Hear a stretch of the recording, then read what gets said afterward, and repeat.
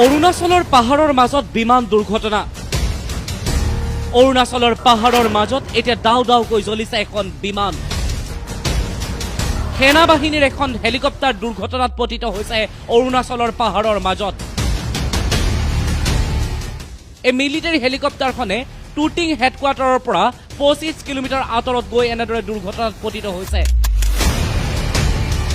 Upper চিয়াঙত সংঘটিত এই দুৰ্ঘটনাৰ পিছতেই এতিয়া উদ্ধাৰ অভিযান অব্যাহত আছে। আপাৰ চিয়াঙৰ আৰক্ষী অধীক্ষক জুমাৰ বাছাৰে জানিবলৈ দিছে যে যি ঠাইত এই দুৰ্ঘটনা সংঘটিত হৈছে তালৈ যোৱা কোনো পথ নাই, গতিকে সেই ঠাইলৈ অতি কষ্ট কৰিহে উদ্ধাৰকাৰীসকলে গমন কৰিছে।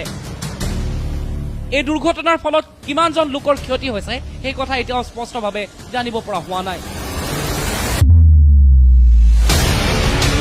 News desk report.